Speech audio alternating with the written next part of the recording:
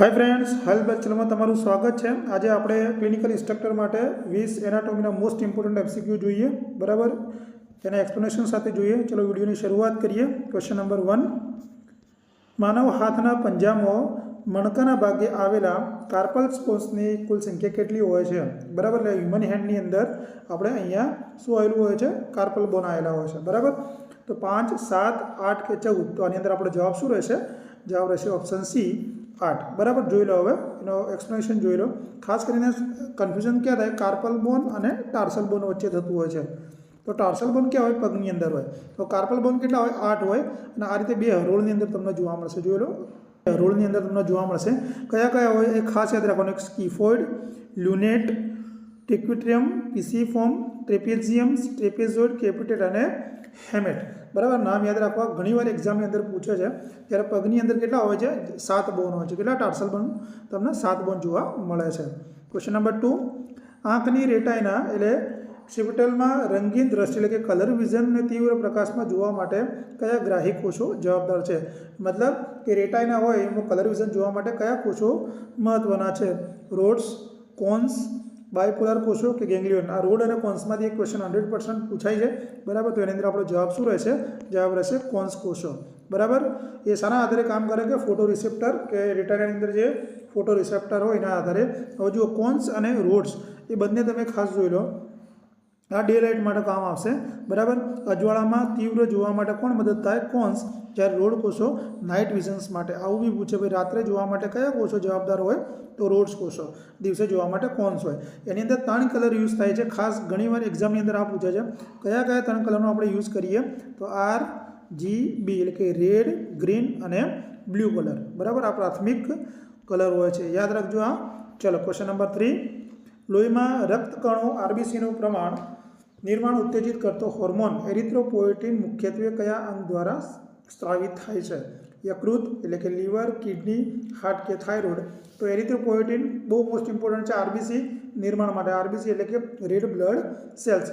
घणीवार एक क्वेश्चन पूछे भाई आरबीसी नो लाइफ स्पेन पूछे तो 120 दिवस एनो शुं होय? जीवनकाल केटलो होय छे? 120 दिवस होय छे, बराबर? तो आनी अंदर आपणो जवाब आवशे किडनी। आ समझो खास करीने के भाई कई रीते उत्पन्न थाय। जुओ, साचो जवाब किडनी। हवे आनी अंदर आखी आ रीते सर्कल चालती होय। शुं सर्कल चालती होय? कि ज्यारे शरीरनी अंदर ऑक्सिजननुं प्रमाण घटे तो आ बी क्वेश्चन पूछे कि हाइपोक्सिया एटले शुं? कि आपणा शरीरनी अंदर ऑक्सिजन प्रमाण घटे ने कहेवाय हाइपोक्सिया। और ज्यारे हाइपोक्सियानी कंडीशन्स थाय एटले शुं करशे? किडनी एना जे परफ्यूजन सेल्स उत्तेजित थशे। एटले कया सेल्स? एरिथ्रोपोएटिन सेल्स एमांथी मुक्त थशे, बराबर? पछी शुं थशे? एनी असर आपणा हाडकानी अंदर એટલે કે બોનની અંદર રહેલા બોન મેરો પર અસર થશે અને પછી શું થશે? એરિથ્રોપોએસિસની પ્રક્રિયા થાય એટલે કે આરબીસી બનવાની પ્રક્રિયા ઝડપી થશે। આ રીતે પ્રક્રિયા ચાલુ રહેશે, બરાબર? આ રીતે આપણા આરબીસી કિડનીમાંથી એરિથ્રોપોએસિસની કન્ડિશન્સ દ્વારા અથવા પ્રક્રિયા દ્વારા બનતા હોય છે। ક્વેશ્ચન 4, સામાન્ય વિશ્રામની સ્થિતિમાં એટલે કે જ્યારે રેસ્ટ કરતા હોઈએ ત્યારે એક સ્વસ્થ પુખ્ત વ્યક્તિનું સિસ્ટોલિક અને ડાયસ્ટોલિક બ્લડ પ્રેશર કેટલું માનવામાં આવે છે? 80 થી 120 mmHg, 120 થી 80, 140 થી 90, 100 થી 70। બધાને ખબર હોય છે બીપી નોર્મલ કેટલું હોય છે? 120 થી 80 જેટલું નોર્મલ હોય છે। કે હૃદય જ્યારે સંકોચન પામે એટલે જે આપણે પ્રેશર આવે એને કહીએ સિસ્ટોલિક, અને જ્યારે હૃદય આપણું ડાયસ્ટોલિક કોને કહીશું? જ્યારે એકદમ પ્રસરણ એટલે કે રેસ્ટ કન્ડિશનમાં આવે એટલે 120-80 mmHg। એવા હાઇપરટેન્શન કોને કહીશું? बराबर, बीपी આપણે વધી ગયું ને કોને કહીશું? Blood pressure. તો યાદ રાખજો કે ભાઈ 140 થી 90 કરતાં વધે એને આપણે શું કહીએ? હાઇપરટેન્શન। હાઇપરટેન્શનના પ્રકાર હોય પણ આપણે ડીપમાં જવાની જરૂર છે નહીં। ક્લિયર? ચલો ક્વેશ્ચન નંબર 5, વર્ટિબ્રલ કોલમ એટલે કે માનવનું જે કરોડ સ્તંભ છે, બરાબર? આ આપણું કરોડરજ્જુ એને ગ્રીવા શિરોસ્થી એટલે કે સર્વાઇકલ વર્ટિબ્રા। આ જે સર્વાઇકલ વર્ટિબ્રાને શું કહેવાય ગુજરાતીમાં? ગ્રીવા શિરોસ્થી। અને ઇંગ્લિશમાં આપણે કહીએ સર્વાઇકલ વર્ટિબ્રાની સંખ્યા કેટલી હોય છે? અને આપણે બધી જોઈ લઈએ આજે કે ભાઈ કેટલી કેટલી વર્ટિબ્રલ કોલમ હોય, બરાબર? તો 7, 12, 5 કે 4। તો આની અંદર આપણો જવાબ રહેશે 7। ચલો હું તમને ઇઝીલી સમજાવી લઉં। જોઈ લો કે ભાઈ સર્વાઇકલની અંદર કેટલી હોય? તો 7 હોય। અને આ વચ્ચે થોરાસિક એટલે કે જે આપણે ચેસ્ટ કેવિટી હોય એના પાછળ આવશે એટલે થોરાસિક 12 હોય, બરાબર? પછી કમરના અંદર શું કહેવાય? લંબાર પંક્ચર કહીશું। સેક્રમમાં 5 હોય અને કોક્સિકની અંદર એ જોડાઈ કેટલી બને? કોક્સિક સાથે જોડાઈને બનતી હોય છે 4, અને જેને આપણે પૂંછ તરીકે ઓળખીએ છીએ। ક્લિયર? એટલે યાદ રાખજો, પહેલી 7 હોય, પછી 12 હોય, પછી 5 હોય, પછી 5 હોય અને 4, બરાબર? આ રીતે આપણી બધી વર્ટિબ્રલ કોલમ એટલે કે કરોડરજ્જુ બનતું હોય છે. હવે જે આપણે 5 ક્વેશ્ચન જોયા એના જોઈ લો તમે એકદમ 100% આપણે શું એનું રિવિઝન કે પહેલાં આપણે જોયું કાર્પલ બન કેટલા હોય 8, રંગીન માટે કયા હોય કોન્સ, એરિથ્રોપોએટિન ક્યાંથી બને કિડનીમાંથી, સામાન્ય બ્લડ પ્રેશર કેટલું 120 mAg, સર્વાઇકલ વર્ટિબ્રા કેટલા હોય 7. ક્લિયર, રિવિઝન થઈ ગયું. ચલો ક્વેશ્ચન નંબર 6 આગળ જતા રહીએ. માનવ હાથના આગળના ભાગમાં એટલે કે ફોર આર્મની અંદર બરાબર અંગૂઠા તરફ લેટરલ સાઈડ આવેલું અસ્થિ કયું છે? જો અહીંયા બે આપણે હાડકાં આવેલા હોય છે એટલે આને શું પૂછ્યું ભાઈ અંગૂઠા તરફ આવેલું હાડકું કયું? અને અંગૂઠાના લેટરલ સાઈડ પર આવેલું હાડકું કયું છે? અલ્ના, રેડિયસ, ફીમર અને ઉમરસ. એટલે અહીંયા કયા કયા હોય? અલ્ના અને રેડિયસ આવેલા હોય છે બરાબર. ફીમર કઈ જગ્યાએ હોય? આપણા પગની અંદર આવેલું જે સાંધણનું હાડકું આપણે ફર્સ્ટ લેક્ચરમાં જોયું હતું ને. ઉમરસ અહીંયા હાથ ઉપર આવેલું હોય છે. ક્લિયર. તો આની અંદર આપણો જવાબ શું રહેશે? જવાબ રહેશે ઓપ્શન બી, રેડિયસ આવેલું હોય. શું આવેલું હોય? રેડિયસ. બરાબર. જોઈ લો હવે અલ્નાનો ભાગ છે કે યાદ કરી રાખવું કે ટચલી આંગળી હોય આપણી ત્યાં શું હોય? અલ્ના હોય અને રેડિયસ અંગૂઠા બાજુ તમને જોવા મળતું હોય છે બરાબર. એટલે બહારની તરફ રેડિયસ હોય અને અંદરની તરફ અલ્ના આવેલું હોય છે બરાબર. અને ખાસ કરીને અહીંયા આપણે શું રિસ્ટની મૂવમેન્ટ કાંડાની જે મૂવમેન્ટ કરવાની હોય એના માટે આ જવાબદાર છે. ચલો ક્વેશ્ચન નંબર, આંખમાં દાખલ થતા પ્રકાશના પ્રમાણનું નિયંત્રણ કરવાનું કાર્ય આંખનો કયો ભાગ કરે છે? કે આંખની અંદર જે લાઇટ આવે છે બરાબર આંખની અંદર તો એનું નિયંત્રણ કોણ કરશે? કોર્નિયમ, આઇરિસ, લેન્સ કે રેટિના? આ વારંવાર પૂછાયેલો ક્વેશ્ચન છે. તો આની અંદર આપણો જવાબ શું રહેશે? જવાબ રહેશે ઓપ્શન બી, આઇરિસ. શું રહેશે? આઇરિસ. બરાબર.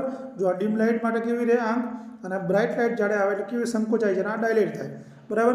તો આઇરિસ કેવો ભાગ છે? તો એક આંખનો રંગીન ભાગ છે. પીપીલ શું છે? એકદમ આ મધ્યની અંદર આવેલી છે બરાબર. એટલે કે આઇરિસના સ્નાયુ સંકોચાઈને વિશ્રામ પામીને શું કરે? આજે કીકીનું કદ નાનું મોટું કરે છે. એટલે કે જ્યારે આંખમાં પ્રકાશ આવે ત્યારે એને નિયંત્રણ આપણે કરી શકીએ છીએ. અને મારી ટેલિગ્રામ ચેનલ @healthbuzz પર જોડાઈ જજો કે જેથી તમને આની PDF મળી જાય બરાબર. અને હું લિંક ડિસ્ક્રિપ્શનમાં આપી દઈશ. જીભ પર આવેલી કયા પ્રકારની પેપીલીમાં સ્વાદ કલિકા એટલે કે ટેસ્ટ બળ આવેલી હોય છે? કે જીભ પર જુદા જુદા આપણા ટેસ્ટ બળ આવેલા હોય છે બરાબર. જોઈ લો આ રીતે આ પેપીલાય છે એની અંદર ટેસ્ટ બળ આ રીતના આવેલા હોય છે. તો કયા કયા? ફિલિફોર્મ પેપીલી, ફંગીફોર્મ પેપીલી, સર્કમવેલેટ પેપીલી કે ફોલેટ પેપીલી? તો આની અંદર આપણો જવાબ શું રહેશે? જવાબ રહેશે ઓપ્શન એ, ફિલિફોર્ટ પેપીલી બરાબર. આ ફિલિફોર્મ પેપીલી શું છે? જીભ પર સૌથી વધુ પ્રમાણની અંદર સંખ્યાની અંદર આવેલા હોય છે બરાબર. પણ આની અંદર શું હોય કે ટેસ્ટ બળ હોતા નથી. આ શું કરે કે ફિલિફોર્મ શું કરશે? ખાલી એને ફ્રિક્શન પૂરું પાડવાનું કામ કરતી હોય છે. બાકી જે ત્રણે ફંગીફોર્મ, સર્કમવેલેટ અને ફોલેટ એની અંદર ટેસ્ટ બળ આવેલા હોય છે. ક્લિયર.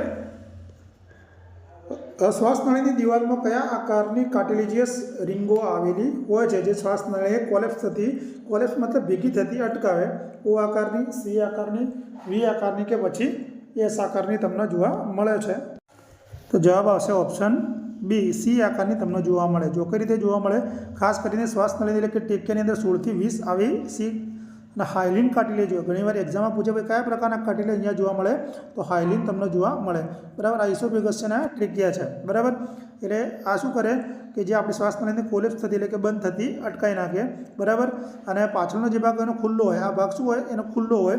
એ ક્યાંથી પસાર થાય? જે ખોરાકની અંદર આપણે અન્નનળીમાંથી ખોરાક પસાર થવામાં સરળતા રહે. ક્લિયર. મગજનો કયો ભાગ શરીરનું સંતુલન એટલે કે બેલેન્સ અને પોસ્ચર અને જે આપણા મસલ્સ હોય મસલ્સનું સંકલન જાળવવાનું કાર્ય કરે છે? સેરિબ્રમ, સેરિબેલમ, મેડ્યુલા ઓબ્લોંગેટા કે મિડ બ્રેન બરાબર. તો આની અંદર જવાબ શું આવશે? જવાબ આવશે ઓપ્શન બી, સેરિબેલમ. જો સેરિબેલમનો ભાગ કઈ જગ્યાએ? અહીંયા બરાબર, જેને આપણે અનુમગજ તરીકે ઓળખતા હોઈએ છીએ. અને મગજના છેક પાછળના ભાગની અંદર આવેલું હોય છે. આ શું કરે? ઇનવોલન્ટરી એટલે કે અનૈચ્છિક સ્નાયુઓનું હલનચલનનું સંકલન કરે. આપણે જ્યારે ઊભા રહેતા હોય ત્યારે શરીરનું બેલેન્સ અને પોસ્ચર જાળવવાનું કામ કરે છે. વારંવાર એક્ઝામમાં પૂછાયેલો ક્વેશ્ચન છે બરાબર. કોઈ પણ એક્ઝામ તમે આપતા હોય. કઈ રક્તવાહિની યકૃતમાં પચેલા ખોરાક અને પોષક તત્વોથી સમૃદ્ધ રક્તને આંતરડામાં સીધું પહોંચાડે છે? એટલે કે લીવરની એવી કઈ બ્લડ વેસલ્સ છે બરાબર કે જે શું કરે? જ્યાંથી પાચન થઈ એટલે ડાયજેસ્ટ થઈને સીધું ઇન્ટેસ્ટાઇનની અંદર મોકલે છે બરાબર. લીવરમાંથી આ કઈ છે કે જે સીધી અહીંથી ક્યાં મોકલે? ઇન્ટેસ્ટાઇનની અંદર. તો hepatic artery, hepatic portal veins, renal vein કે જુગ્યુલર વેન? તો જવાબ શું? જવાબ આમાં કરી નાખ્યો છે બરાબર. જોઈ લો હવે આની અંદરથી એ શું કરે? પાચન માર્ગમાં એટલે કે જઠર એટલે કે સ્ટમક બરાબર. આપણું સ્ટમક છે અને આ ઇન્ટેસ્ટાઇન છે બરાબર. ઇન્ટેસ્ટાઇનની અંદર તમને ઘણીવાર એવું પૂછે ભાઈ આ એસેન્ડિંગ છે, આ ટ્રાન્સવર્સ કોલોન છે બરાબર. આ ડિસેન્ડિંગ છે અને આ સિગ્મોઇડ. તો સિગ્મોઇડ કોલમ કેવું શેપનું? એસ શેપનું હોય છે, બરાબર. અહીંયા સૌથી વધારે જે વધેલો કચરો પાણીની હોય, છેલ્લું નકામો કચરો અહીંયા હોય છે, બરાબર. એટલે તમને અહીંયા જે એસેન્ડિંગની અંદર જ્યારે મળ સ્ટૂલ બનવાનું એટલે કે મળ બનવાનું ચાલુ થાય એ કેવું હોય? એટલે સોલિડ ફોર્મમાં હોય, લિક્વિડ ફોર્મમાં હોય. અહીંથી સેમી સોલિડમાં, અહીંયા સેમી સોલિડમાં એકદમ સોલિડ અહીંયા થઈ જતું હોય છે સિગ્મોઇડની અંદર, બરાબર. કાનના કયા ભાગમાં ઓર્ગન ઓફ કોટી એ આવેલું છે જે સાંભળવા માટે જવાબદાર છે? ઓર્ગન ઓફ કોટી શું કરે? આપણે સાંભળવા માટે જવાબદાર છે. આ શું છે? આખો આ એક્સટર્નલ ઇયર છે. આટલા સુધી જે આ જે છે એક્સટર્નલ ઓડિટરી મિડસ છે અને આ એક્સટર્નલનો ભાગ છે. અહીંથી મિડલ ઇયર ચાલુ થાય અને અહીંથી ઇન્ટરનલ ઇયર એટલે કે અંદરનો કાનની શરૂઆત થઈ જાય. તો આમાં જવાબ શું આવશે? ઓર્ગન ઓફ કોટી. તો ટિમ્પેનિક કેવિટી, કોક્લિયા, યુસ્ટિયન ટ્યુબ કે પીના આ બધા જ કાનના ભાગ છે. તો આની અંદર આપણે જવાબ શું આવશે? કોક્લિયા. હવે જોઈ લો આની અંદર કે કાનના અંદર કેવો શંખ જેવો આકાર છે. કોક્લિયા શું છે? આ જે આ શંખ જેવો આકાર રહ્યો એને આપણે શું કહીએ છીએ? કોક્લિયા તરીકે ઓળખીએ છીએ, જેને આપણે ઓર્ગન ઓફ કોટી તરીકે પણ ઓળખીએ છીએ. એની અંદર શું નાના નાના હેર સેલ્સ આવેલા હોય છે. શું આવેલું છે? આ રીતના નાના નાના હેર સેલ્સ આવેલા હોય છે કે જે ધ્વનિ તરંગો અથવા અવાજ આવે એને શું કરે? નર્વ ઇમ્પલ્સીસમાં કન્વર્ટ કરે અને પછી આપણી જે નર્વો હોય છે ઓડિટરી નર્વની અંદર એ મોકલતી હોય છે, બરાબર. જો ધ્વનિ તરંગો આવે, કોક્લિયામાં જાય, હેર સેલ્સમાં જાય અને પછી નર્વ ઇમ્પલ્સીસમાં એ કન્વર્ટ થાય અને પછી આપણને સંભળાતું હોય છે. માનવ પાચન તંત્રમાં પેપ્સિન ઉત્સેચક કયા માધ્યમો સક્રિય રીતે પ્રોટીનનું પાચન કરે છે? કે આપણી જે સ્ટમક હોય એની અંદર શું આવેલા હોય છે? એ પેપ્સિનોજન આવેલા હોય છે. તો પ્રોટીનનું પાચન શેમાં કરે? એ ન્યુટ્રલમાં, એસિડિકમાં, આલ્કલાઇન કે કોઈ પણ માધ્યમમાં. જવાબ શું આવશે? જવાબ આવશે એસિડિકની અંદર. એટલે આપણને ખબર જ છે કે ભાઈ સ્ટમકની અંદર શું આવેલું? એસિડ આવેલું હોય છે. એક તો એસસીએલ હોય છે, પછી ચીફ સેલ્સ આવેલા. કયા સેલ્સ આવેલા? ચીફ સેલ્સ આવેલા. ઇન્ટ્રિસ્ટિક ફેક્ટર પણ અહીંયા આવેલા હોય છે કે જે આપણે વિટામિન્સ B12 માટે જરૂરી હોય છે, બરાબર. એટલે શું કરે અહીંયા? જો આની અંદર પ્રક્રિયા કરી દેતા કે પહેલાં નિષ્ક્રિય પેપ્સિનોજન હોય. શું હોય? નિષ્ક્રિય હોય એટલે કે ઇનએક્ટિવ હોય. પછી એસસીએલ મળે. આપણે જઠરમાંથી શું મળશે? એસસીએલ એટલે એસિડિક માધ્યમ મળશે. એટલે પેપ્સિનોજન પેપ્સિનમાં કન્વર્ટ થઈને એક્ટિવ બનશે અને પછી પેપ્ટોન્સની અંદર વિઘટન થઈ જાય, બરાબર. ધારો કે પીએચ પૂછે તો કેટલું? 1.5 થી 2.5 હોય છે, બરાબર. જઠરના રસને આપણે એસિડિક બનાવીશું કે એસસીએલ કહીએ, ખબર? આ યાદ રાખજો. ગર્ભાશયની મુખની ગ્રીવાની એનાટોમીમાં શું કહેવામાં આવે છે? બરાબર. તો ફંડસ, કોર્પસ, સર્વિક્સ કે પછી ઇસ્થમસ. તો આની અંદર આપણો જવાબ શું રહેશે? જવાબ રહેશે ઓપ્શન સી, સર્વિક્સ, બરાબર. જે ઉપરનો ઉપસેલો ભાગ છે એને આપણે શું કહીએ છીએ? જો આ ઉપરનો ઉપસેલા ભાગને આપણે આ ફંડસ તરીકે ઓળખીએ છીએ. આ બોડી છે અને નીચેનો ભાગ શું છે? સર્વિક્સના વજનનો ભાગ છે, બરાબર. માનવ શરીરમાં કેલ્શિયમ અને ફોસ્ફરસનું સંતુલન જાળવતી ગ્રંથિ કઈ છે? આમાંથી મોસ્ટ ઓફ ક્વેશ્ચન પૂછે છે. તો જો અહીંયા શું પૂછ્યું છે કે કેલ્શિયમ અને ફોસ્ફરસ. તો પેરાથાઇરોઇડ ગ્રંથિ, એડ્રિનલ ગ્રંથિ, સ્વાદુપિંડ કે પછી થાઇમસ ગ્રંથિ. તો જો આની અંદર જવાબ આવશે પેરાથાઇરોઇડ. આપણે પહેલા લેક્ચરમાં જોયું હતું ભાઈ પેરાથાઇરોઇડ ગ્લેન્ડ કહેવાય જ્યાં આપણી થાઇરોઇડ ગ્લેન્ડ હોય એના પાછળના ભાગમાં 4 આવેલી હોય છે. એટલે એ શું કરે કે ભાઈ કેલ્શિયમનું લેવલ જાળવી રાખે. શું કરે? કેલ્શિયમનું લેવલ જાળવી રાખતી હોય છે, બરાબર. જોઈ લો ખાસ કરીને શું કરે? કેલ્શિયમ લેવલ વધારે અને ફોસ્ફરસ અને બંનેનું સંતુલન એ જાળવી રાખતી હોય છે. લોહીની અંદર શું કરે? કેલ્શિયમનું પ્રમાણ વધારે અને ફોસ્ફરસનું સંતુલન પણ જાળવી રાખે. કિડનીના સૌથી બહારના રક્ષણાત્મક સ્તરને શું કહેવામાં આવે છે? કિડનીના બહારનું જે લેયર આવેલું છે એને આપણે શું કહીએ છીએ? Renal medulla, renal cortex, renal capsule કે રિનલ પેલ્વિસ. તો જવાબ શું આવશે?